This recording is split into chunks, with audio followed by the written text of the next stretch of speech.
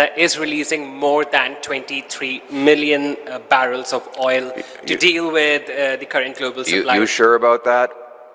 I'm just asking this question on behalf of networks. Right. To deal with the current global supply challenges, what more do you think the government should be doing now? Well, I'm not convinced they're releasing any additional oil. They have no oil to release. We don't have a strategic oil stockpile in Canada. We are the only G7 country without one. So I think it's another illusion for Mark Carney to pretend that he's releasing stockpiles that he does not have.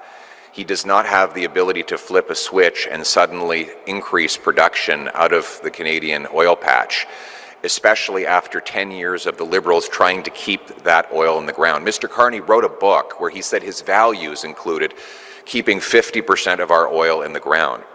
He maintains an industrial carbon tax that makes our production cost prohibitive. He's maintained all of the anti-development laws of Justin Trudeau, and he has not approved a single pipeline in a year or a single project through his major projects office.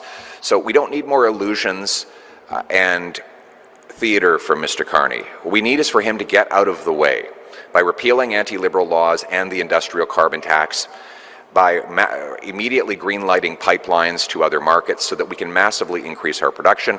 And we need to do, as I proposed a week ago, develop a strategic oil and mineral reserve so that we actually have stockpiles that we can release to the world at great profit to ourselves when and at savings to our consumers.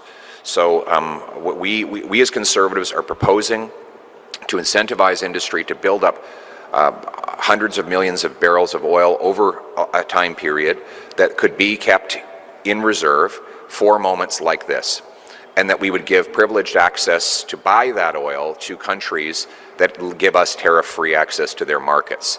This is another way for us to build leverage so that we can negotiate a win south of the border and with other partners around the world. Stronger at home,